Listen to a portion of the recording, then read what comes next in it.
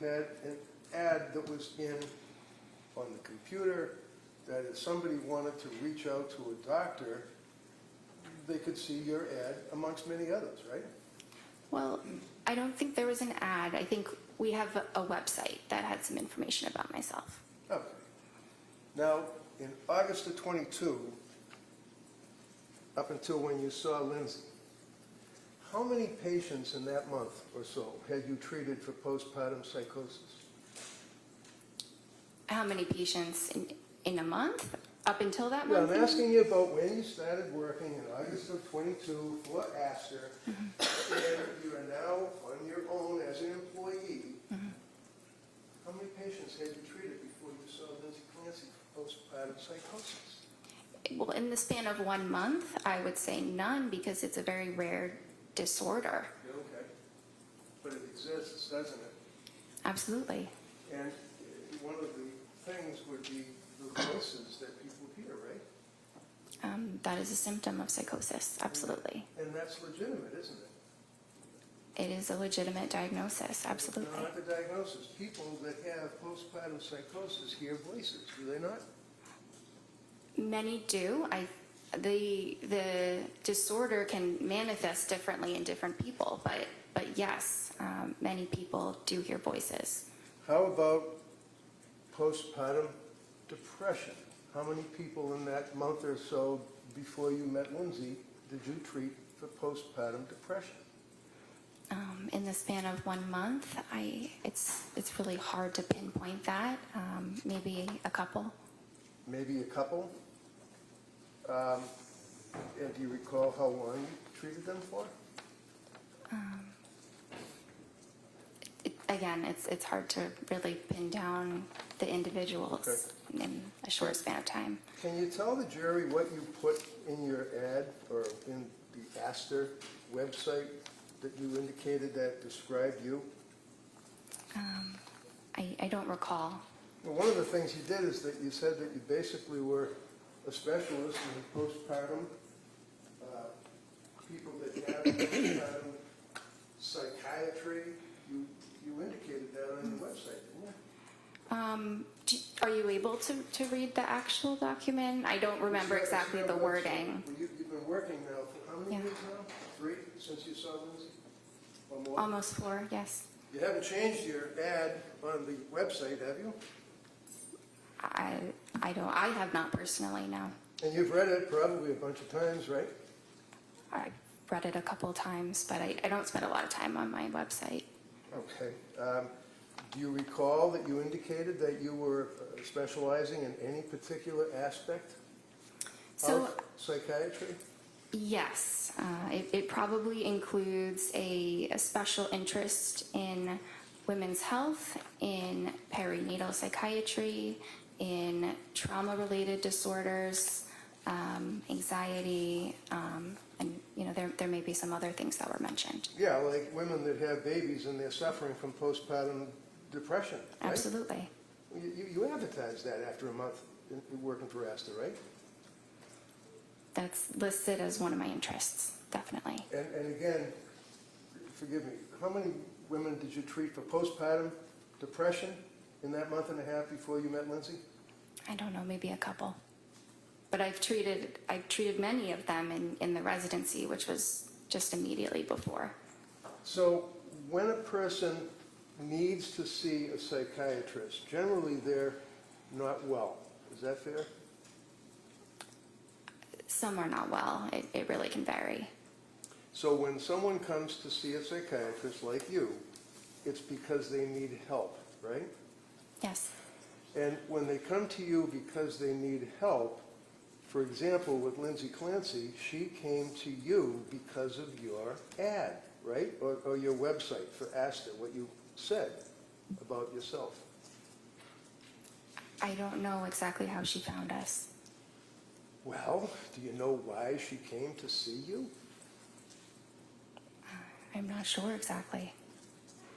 Friday, we spent a long period of time going through your the initial intake that she had to fill out. Is that correct? You recall that?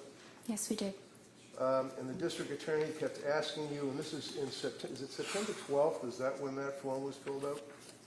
I believe she completed the form on the 12th. The appointment was on the 15th.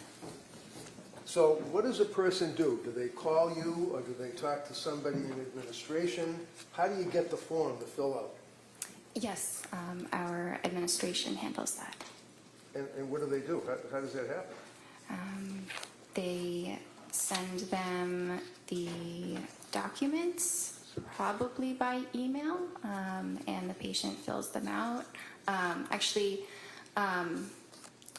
it might be all within the portal that we use, Within the portal? the patient portal, yes. Okay, and that means that you go online and you can access Astor Mental Health, and then all these little drop-down boxes would come up?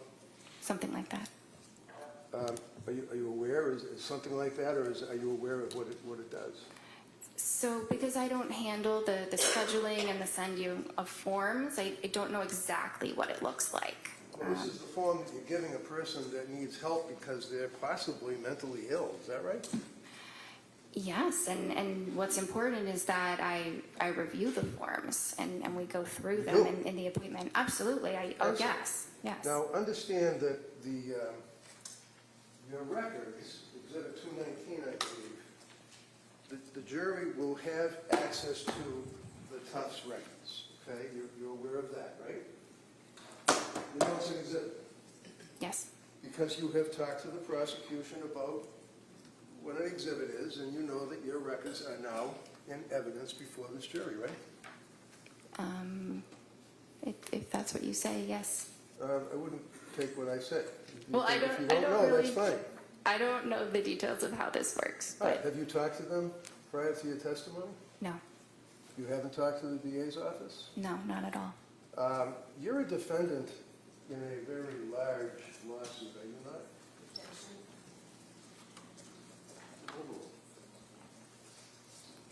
Yes, You wouldn't happen to be represented by an attorney, would you? I am. And the fact that you have an attorney is your right under the Constitution. It doesn't mean that you're guilty of anything, right? Right. Okay. And you know that the outcome of this case is very, very major to the outcome of your lawsuit. Is that right? Oh. I don't actually know that. So you understand that if, in fact, it's determined that you advertised as an expert in postpartum and in postpartum psychiatry, and you had a month experience plus a residency, would you consider that to be negligent or misrepresentation? I do not believe that I have been negligent. Do you understand what misrepresentation means? Yes. With a month under your belt plus your residency, do you really want this jury to believe that you were an expert? Have you advertised that? I don't think that's exactly the wording that I used. I think I said that it was an interest of mine. You were what? No, go ahead.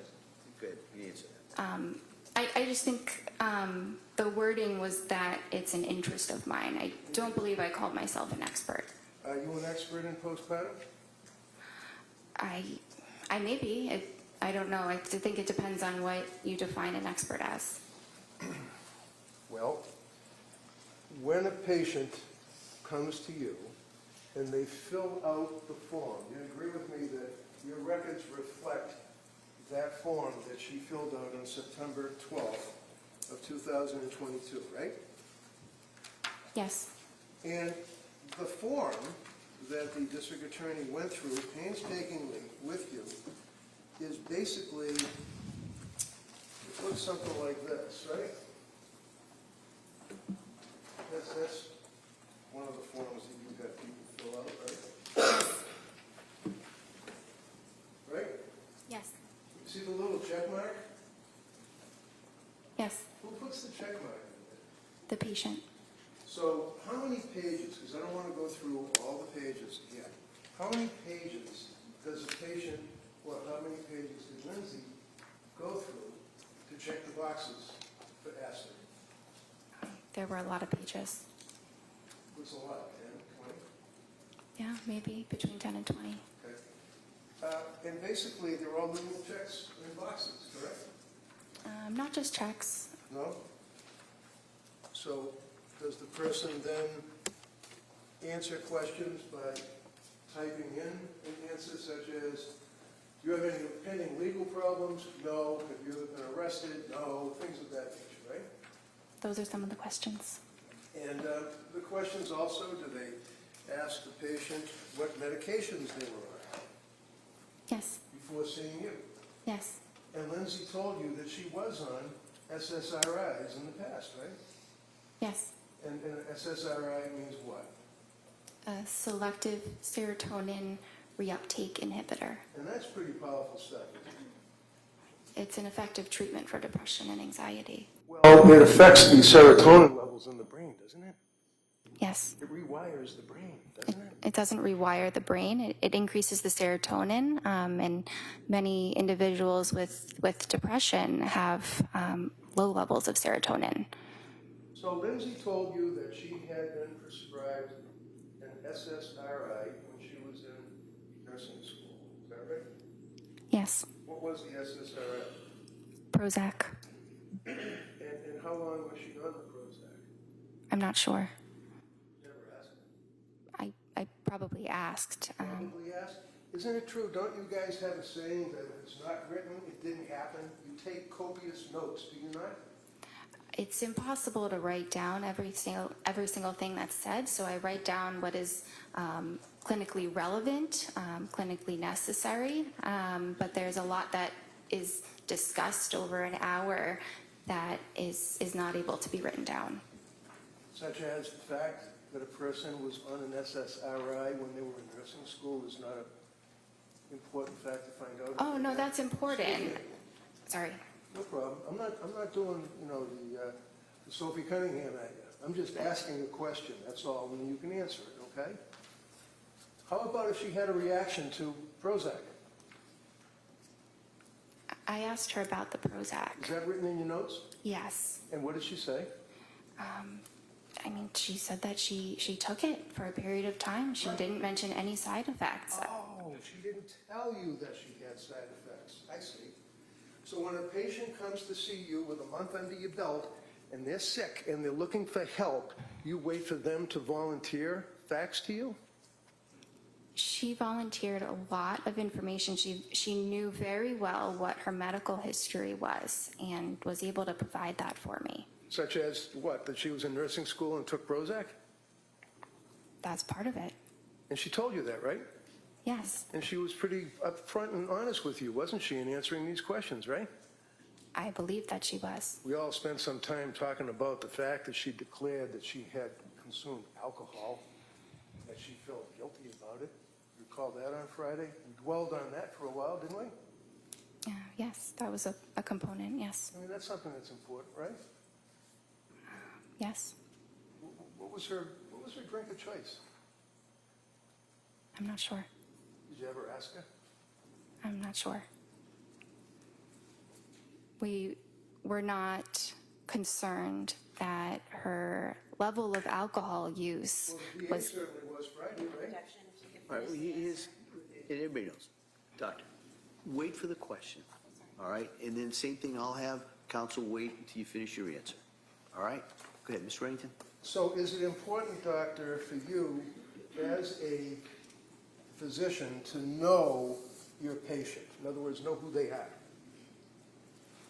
Yes, And you know that Lindsay was a nurse, correct? yes, You know that she graduated, obviously, from college, right? yes. Is she a good student? I don't recall.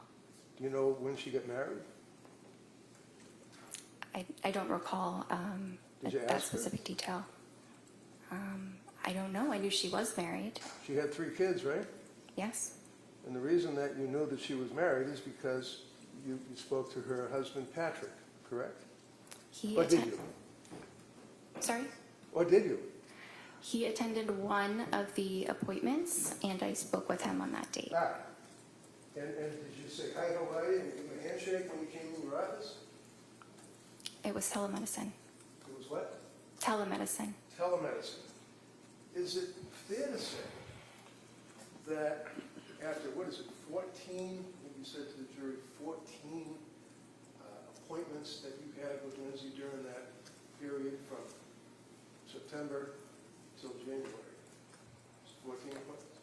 Yes, Every single one of them were by telemedicine, weren't they? yes. Until you came in this courtroom Friday, you never saw this woman in person, did you? Correct. Were you ever concerned about her mental health as a person? Absolutely. She was crying. She told you symptoms that she couldn't get out of bed. Isn't that right?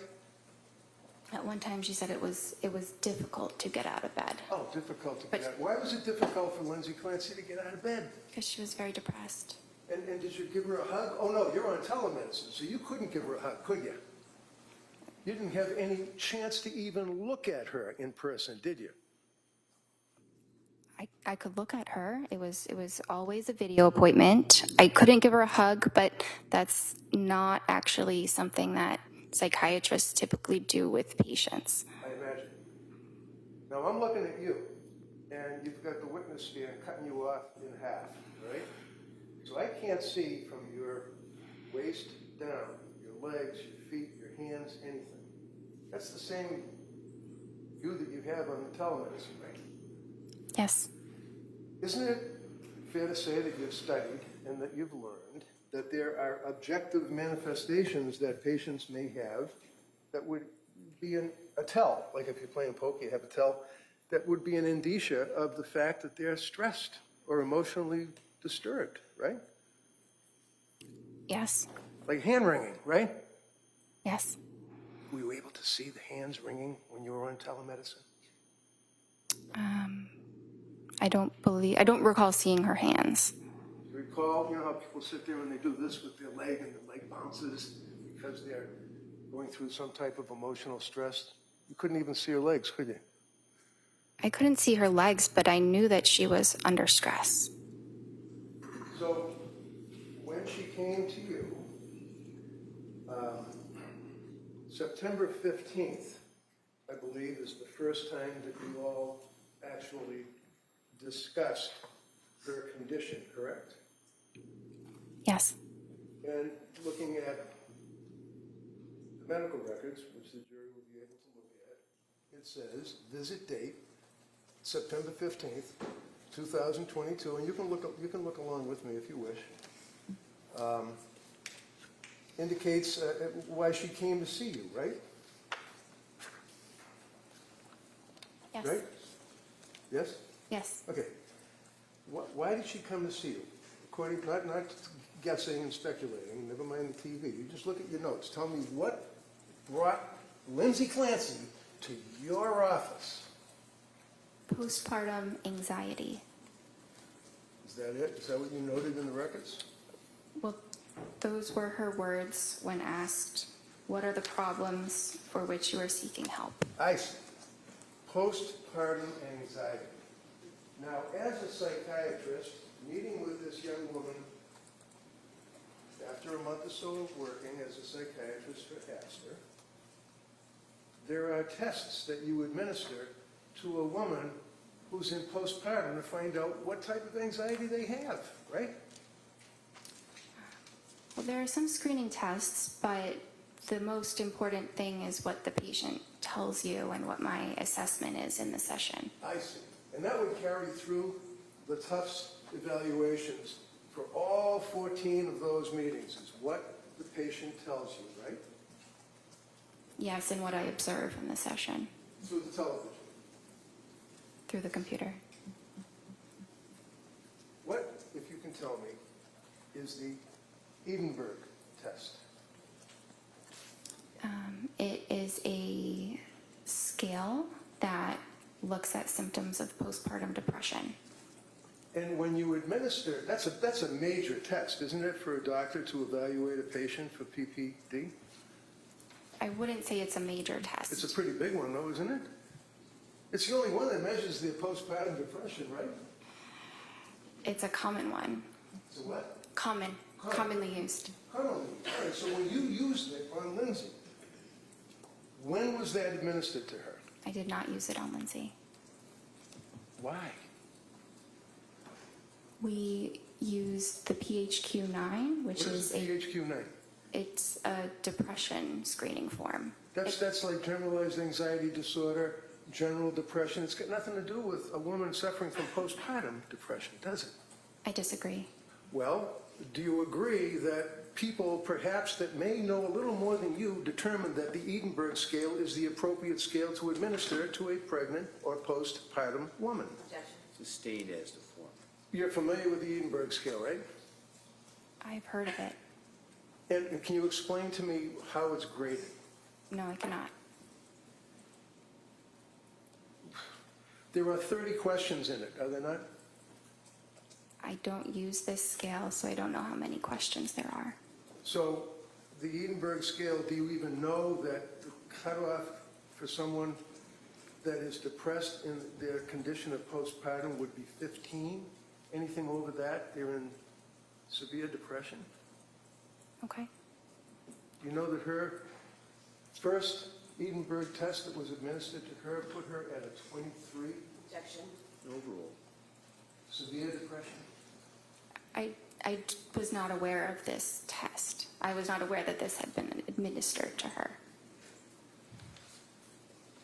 Well, you know that except for the Prozac that she had when she was a nurse, what, 23, 24, 23 years old, she hadn't, other than seeing her own doctor for having a baby, she hadn't seen any doctors. You knew that, right? I didn't know exactly which doctor she sees. I think we ask about your primary care doctor, but she did not report any other medical issues that she was under treatment for. So is it important for Dr. Jennifer Tufts to know whether or not a patient who is coming to you for help has a prior medical history other than what they might tell you? Well, when patients are able to advocate for themselves and share their medical history, we rely on what they tell us. Was she able to advocate for herself, in your opinion, when she came to see you, when you evaluated her in September? Absolutely. How about October? Yes. How about November? Yes. How about December? Yes. And your medical records, you would agree, show that during that period of time that she was deteriorating, was a word that was used on Friday. Isn't that right? So No, so. You used the word deteriorating on Friday, did you not? she was a little bit worse at certain appointments, and the deteriorating word, which is not my word choice, is what is in the note because I had to select that. Because why? You have some kind of a program that you have to check the box and you have to bring down the drop box? You can't take a pen and write something down about a patient? There are certain parts of the note where I can write whatever I feel is necessary, but that specific aspect of the note is a button where you have to click one of three choices. So when the jury's going through your medical records, one of the things that they're going to see is that when you meet with a patient, you have a form that you fill out where it says, if you feel like you're going to harm yourself or somebody else, make sure you go to the emergency room, right? Yes. If you have any urges to harm yourself or others, go to the nearest emergency room. That's in every single time that you meet with a patient, right? Yes. And it indicates that if there's any, call the Suicide Prevention and Crisis Hotline. If you feel that you're in crisis, you may text home to a particular number anytime. What's a suicide hotline? It's a phone number that patients in crisis can call and speak to a trained counselor. Now, a psychiatrist, you'd agree with me, is not a counselor, that's for sure, right? Well, a psychiatrist has training in therapy as well as in medicine. Did you give Lindsay Clancy any therapy?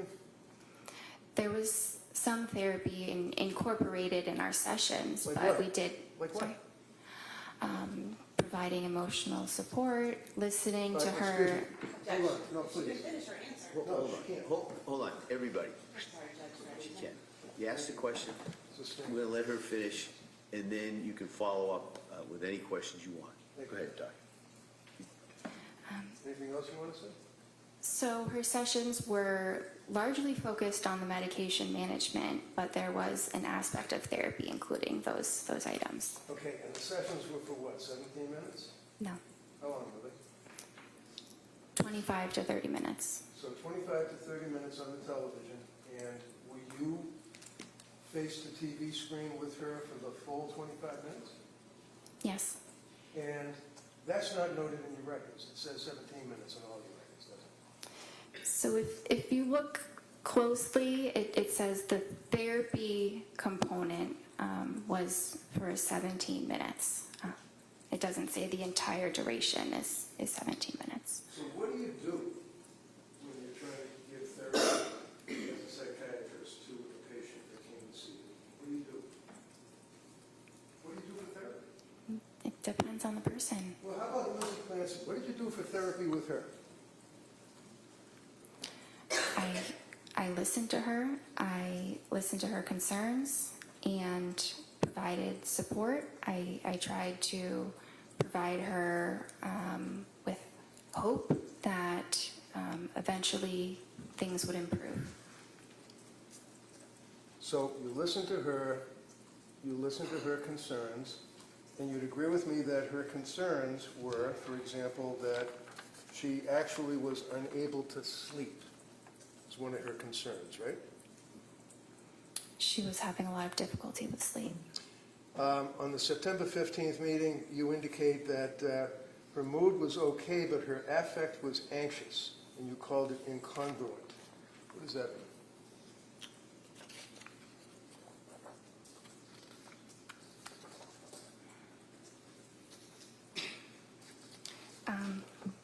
So she said she was feeling okay. She appeared anxious, and she also stated that she was anxious. So one of the things that you talked about Friday is when a patient presents with an incongruent something or other, I don't remember, appearance perhaps, that would mean that they're saying, I'm okay, but they don't look like they're okay, right? Well, it could. I don't think her affect and her mood were really that incongruent at that time. I think that she didn't appear terribly depressed. I didn't say she was terribly depressed in that initial visit, but she said she was anxious and she appeared anxious. That's pretty congruent. Okay. So did you put in the report that she was congruent or incongruent? So that is not an option for me to indicate in that section, but So- it was congruent. You're like a robot. You can't take a pen and write something down. You have to do the drop box and the X's on the computer. Well, if it's on the computer, I'm limited by the options that are up Why? there You're a doctor. Why are you limited? because of the technology. What technology? The fact that there's a form on a computer? You're trying to treat a human being who comes to you for help. And that's what's most important. What's most important was the treatment, not what is checked off on a box. Makes sense. So you were unable to make a note as to whether or not her affect and her mood appeared to be in conflict and that she would have been incongruent and that she had poor insight. You couldn't write that down. Is that right? Because the box doesn't let you. Correct. So basically, she's telling you that I'm okay. Well, actually, when she came, do you know that she never saw, other than when she was in nursing school, would it surprise you, a psychiatrist? And that was only for like a week when she got the Prozac in nursing school because she was afraid of public speaking? Did you know that? I was aware that she did not have a significant past psychiatric history. I was aware of that. Okay, so you were the first psychiatrist that she had the pleasure of meeting, is that correct? I think it was. And isn't that important for you as a doctor to take a history? I did take a history. So can you tell us, you're testifying here for the government, tell us whether or not she had any past psychiatric history other than in nursing school for a week for the president? She did not report any other past psychiatric history other than the Prozac and Wellbutrin.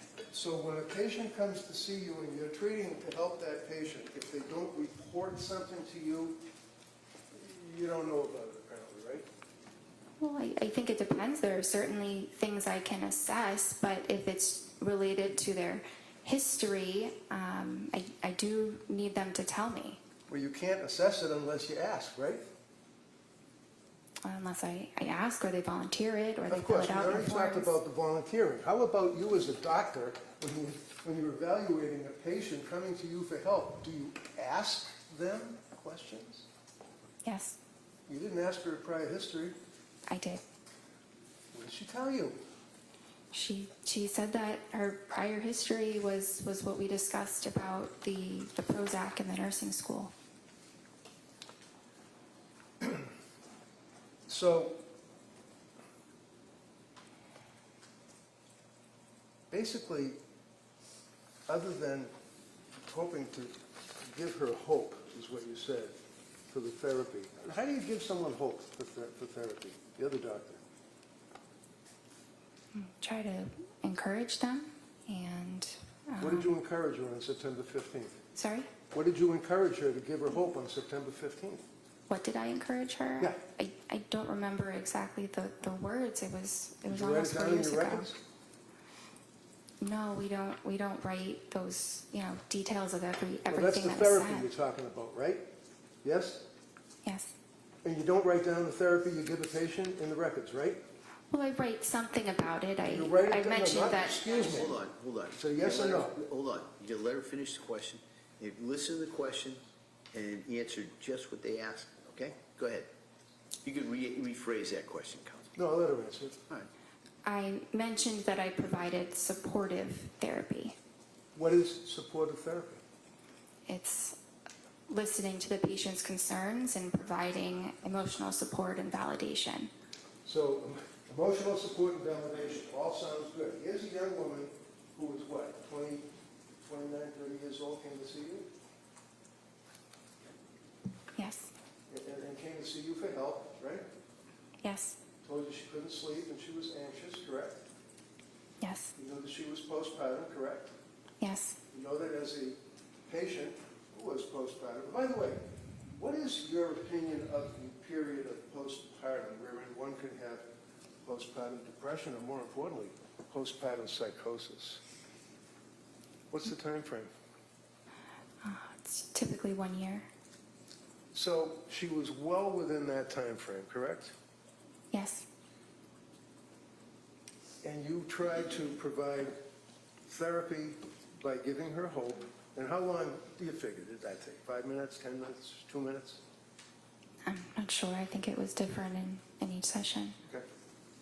So the only thing that you diagnosed Lindsay with on September 15th was GAD, Generalized Anxiety Disorder, correct?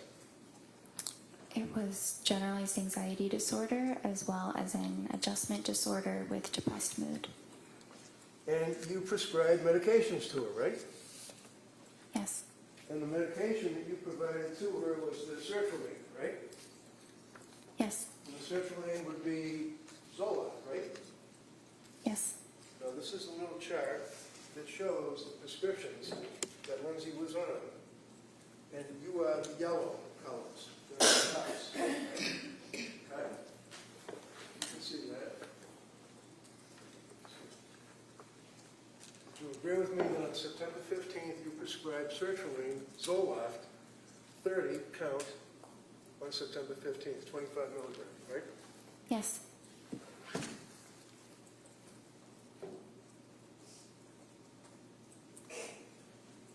Have you ever read the website for sertraline? The website for sertraline? Yeah. I mean, sertraline, Zoloft is a chemical that is marketed as a pharmaceutical, right? Yes. Right? It's a pill, right? Yes. And as we said, it's an SSRI pill, correct? Yes. Do you know that Zoloft is not indicated for generalized anxiety? Why'd you give her Zoloft? It is a very effective medication for generalized anxiety disorder. So you're familiar with the drug labeling for Zoloft, is that correct? Generally. Generally. Are you aware of what the manufacturer of Zoloft indicates it can be used for, to treat? I'm aware that it's used to treat various forms of anxiety disorders as well as major depression. So when Lindsay came to see you, you know that she had stopped breastfeeding her son, right? Not at the time of the first appointment. When did she stop breastfeeding? In October? Something around then. You know that she had little or no psychiatric history other than seeing you, correct? And the Prozac, yes. You know that, in fact, that she had stopped drinking whatever it was that she was drinking, because you never asked, right? I was not concerned about her level of drinking. Well, it's in your form, right? That was at the intake, but You know that she wasn't drinking when you were meeting with her, correct? yeah, that's what she told me. Okay, and you believe what she told you, right? Yes. So when she sees you, she's not on any psychiatric antitropics or whatever they're called, medications, correct? She wasn't on any medication. Correct. And she had stopped drinking anything, whatever it may have been, right? I'm not sure when she completely stopped drinking, but yes. You don't know when she started, when she stopped, what she drank, do you? Well, I was not concerned that she was an alcoholic. That's a yes or no. Did you have any idea? Because we spent a long time on Friday talking about her guilt and that she drank alcohol. You don't know what she drank, when she started, when she stopped, do you? I know some details about her alcohol use, but it was overall minimal. What were the details then? Tell me what the details were. There was that one little box that was checked off. What other details were there? That she drank 1 to 2 times a week, 1 to 2 servings 5 times a week. And you don't know what it was? You have no idea, right? I think she had mentioned at some point that it was calming. It was something that was what? I'm helpful. sorry, Calming. Calming. Okay, Calming. so it was numbing. It was like trying to numb something, I guess, right? That's one way of saying it. I mean, I imagine you've treated veterans that have post-traumatic stress disorder, right? Yes. And would you agree with me that many times when people have an anxiety disorder or PTSD, or whatever the case may be, they try to numb their feelings? Is that fair? Sometimes they do. And sometimes they use alcohol, right? Sometimes they do. But we don't know what alcohol. She wouldn't even know if it was a beer, do we? I didn't think that was relevant for her. So, with all of that, with that information, you then prescribed Zoloft to her, correct? Yes. You went over the side effects of Zoloft, sertraline, I imagine, with her, right? Yes. Did you tell her that one of the known side effects is suicidal thoughts and actions and ideation? Well, that's specifically in children, so I don't think I mentioned that because it wasn't relevant. Not really. Suicidal ideation and homicidal ideation, there's a black box warning on Zoloft, along with other SSRIs, right? Under Yes age, or no? for children and adults younger than Lindsay. Excuse me, doctor, I apologize. Can you just listen to my question and answer it yes or no? Is there a black box warning on Zoloft? Yes. Okay.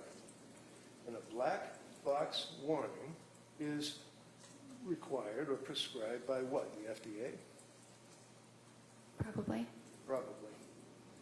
And it basically warns that, especially with young people or young adults, that it may cause suicidal or, God forbid, homicidal ideation. Yes? Yes.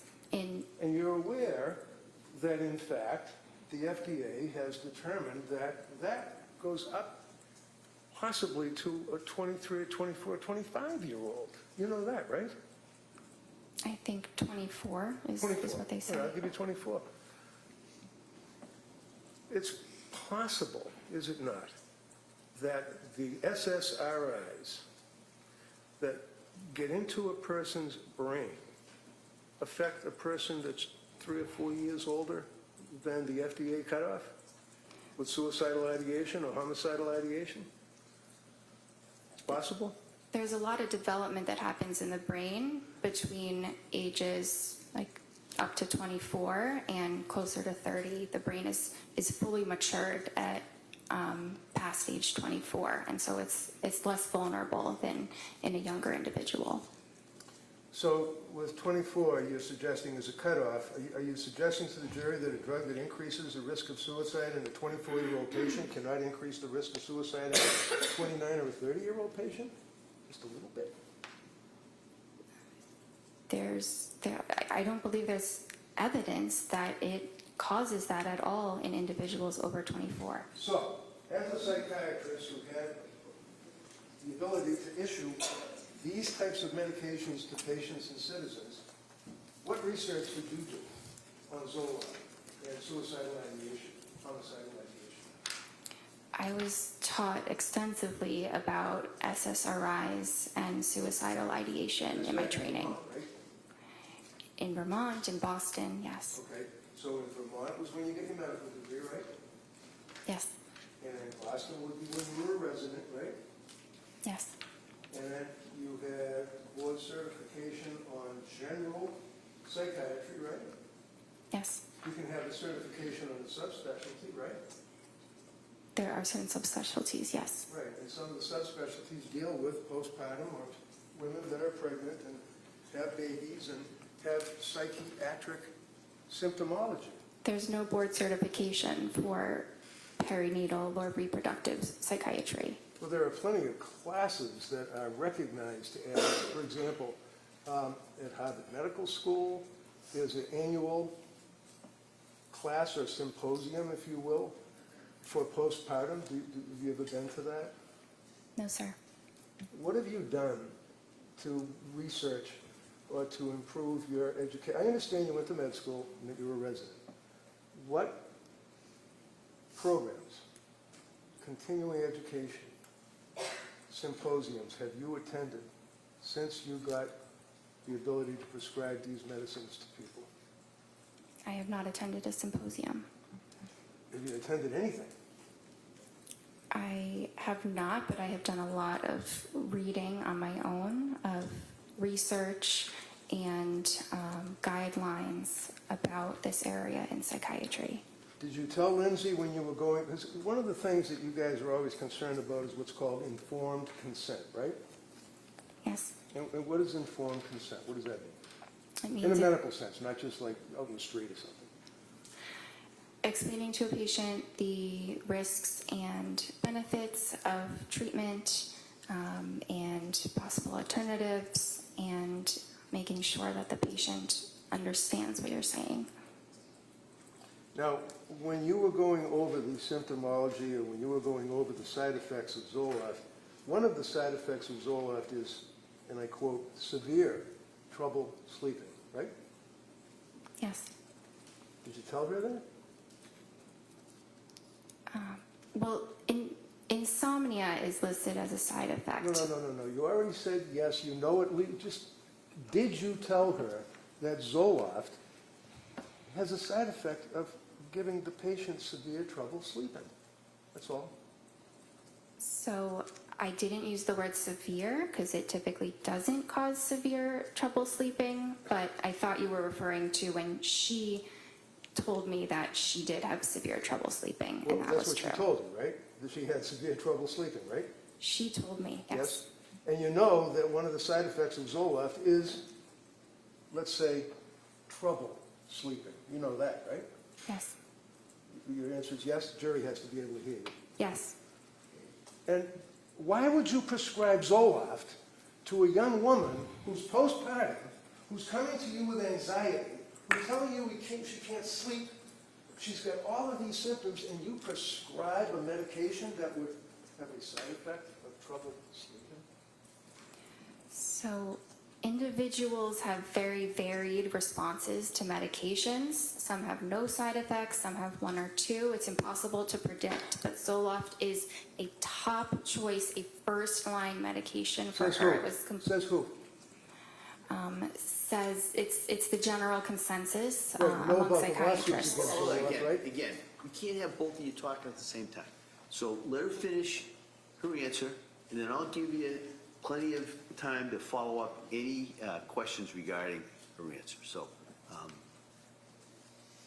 you finish your answer on that? There's extensive research supporting the use of sertraline in this instance, and the general consensus among psychiatrists is that it's a first-line safe medication for individuals, including postpartum women.